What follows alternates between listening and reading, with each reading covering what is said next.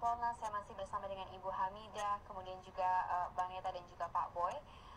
Bu Hamidah, ini tadi catatan yang sama-sama kita lihat kala jeda adalah ternyata polisi wanita untuk Kombes ada 57 yang ada di Mabes saat ini, kemudian ada 3 di Polda, AKBP ada 343 jumlahnya di Mabes dan 318 di Polda, sehingga total jumlahnya 660. Anda selalu memberikan catatan penting bahwa kualitas dari para poluan ini juga sebetulnya luar biasa.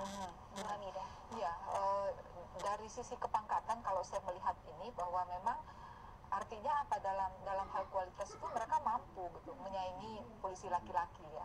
Mencapai kepangkatan yang kombes itu bukan hal yang mudah menurut saya, karena ada pendidikan yang harus dilalui oleh mereka, dan nyatanya ada sekian banyak, ada 60 poluan yang berhasil ke situ. Cuman persoalannya begitu mereka ini sudah selesai, lalu mereka tidak mendapatkan kesempatan gitu, untuk menduduki jenjang-jenjang jabatan yang strategis. Katakanlah Kapolda, memang dulu pernah ada seorang yang menduduki, seorang poluan ya, yang menjadi Kapolda. Setelah itu sudah nggak ada lagi. Kemudian Kapolres mungkin ada beberapa, Kapolsek mungkin sudah juga ada beberapa. Tetapi pada tahun 2013 itu ketika kami mengunjungi Jawa Timur, di sana ada 25 AKBP yang wanjang juga, dan ternyata itu juga anjak ya. Jadi itu juga ternyata di beberapa Polda banyak sekali AKBP poluan ini, sehingga ada poluan yang seharusnya dia ini sudah kompol lalu dia ingin ke AKBP, itu dia tidak berani maju karena ketika dia kompol dia punya jabatan, tapi ketika nanti dia menjadi AKBP dia tidak menjabat lagi. Nah, akibatnya dia tidak berani untuk naik, ya saya mending jadi kompol Bu, tapi saya punya jabatan. Nah, sehingga saya melihat bahwa peluang untuk menduduki jabatan ini memang belum terbuka bagi poluan. Memang untuk seperti rekrut, pembinaan, mutasi, promosi ini memang belum begitu terbuka di Polri ya, sehingga kita tidak ada peluang yang nampak, yang terbuka begitu. Ini ada lowongan Kapolres sekian banyak gitu ya. Ini ada lowongan Kapolda sekian banyak. Yuk, siapa yang memenuhi syarat seperti lo akan mengikuti asesmen kayak gitu dan seterusnya, sehingga nampak jelas begitu. Nah, tiba-tiba kan kita melihat oh ini jadi ini, dan akibatnya memang yang perempuan-perempuan ini juga mungkin ya tidak tahu, tinggal ya pasif aja, tinggal menunggu, siapa tahu saya. Jadi kembali ke ada dan tiada. Ya. Pak Boy, ini menarik catatan dari Ibu Hamidah. Sebetulnya apa sih yang terjadi di tubuh Kepolisian Republik Indonesia kalau ternyata data menunjukkan hal-hal seperti itu? Ya, memang tentu menugaskan polisi wanita ini juga ada pertimbangan-pertimbangannya. Dalam hal ini pada prinsipnya ada kebijakan yang sifatnya memberikan kesamaan hak ya. Itu dilakukan oleh Polri. Artinya poluan-poluan juga bertugas di bidang operasional. Dia mengatur lalu lintas, dia bekerja di reserse juga, melakukan penangkapan pelaku-pelaku kejahatan, termasuk kejahatan narkotika. Kemudian bertugas di bidang-bidang intelijen juga ada. Hanya ketika mereka sudah berkeluarga, ya ini memang menjadi sesuatu pilihan ya, pertimbangan. Apabila suaminya juga anggota kepolisian, maka sama-sama suami polisi, istri polisi, lazimnya poluan ini mengikuti kemana tugas Polri. Suami. Tapi pada dasarnya kita memberikan kesempatan kepada mereka yang muda-muda.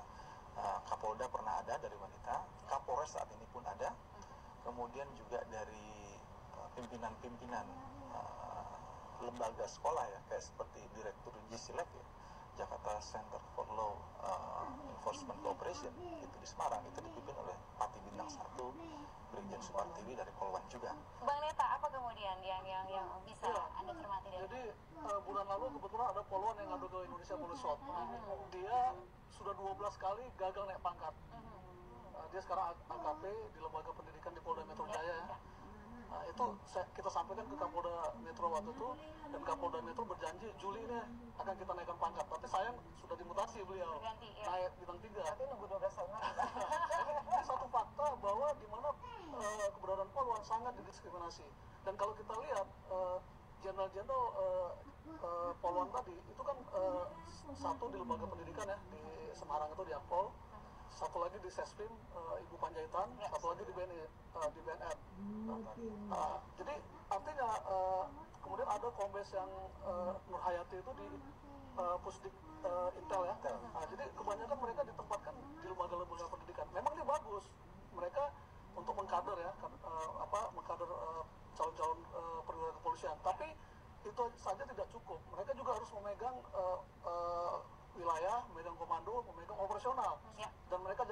diskriminasi polwan, saya kira begitu. Oke, ini menarik kalau kemudian kita sangkut pautkan dengan tema kita ada 7.000 yang akan direkrut baru, kemudian akan ditempatkan di polsek-polsek. Ini bukan salah satu juga untuk penghargaan kepada para polisi wanita, juga minimum 2 ya tadi Pak Boy. Persiapannya sudah sampai mana sampai hari ini? Ya, untuk 7.000 ini kan kita sudah mulai pembukaan pendaftaran ya. Proses rekrutmen sedang berjalan, oleh karena itu kita berharap kepada putri-putri kita dari seluruh Indonesia, ya kita mohonkan untuk bisa ikut serta. Bagi mereka yang saat ini baru di kelas 3 SMA atau SMU, ini peluang besar juga. Jadi yang terpenting mereka sudah berijazah SMU atau sederajat, kemudian pada saat pembukaan pendidikan nanti itu berusia paling serendah-rendahnya 17 tahun 5 bulan dan setinggi-tingginya itu 22 tahun. Kemudian juga tentu ada pemeriksaan tes seperti psikologi, kesehatan, dan persyaratan administrasi yang harus dipenuhi. Baik, ini berarti Ibu Hamidah, catatan Kompolnas.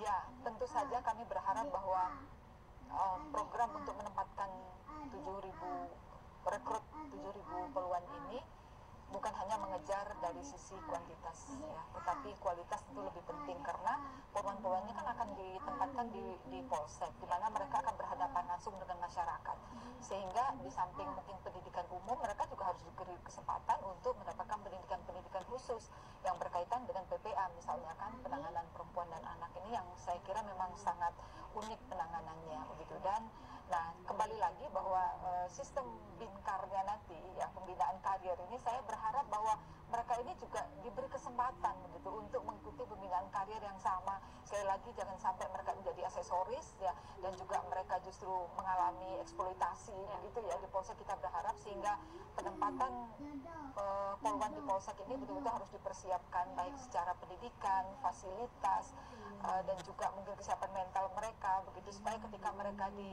polwan itu juga yang duduk di polsek juga tidak merasa mereka ini dibuang kan begitu, Pak saya cuma duduk di polsek doang seperti itu ya.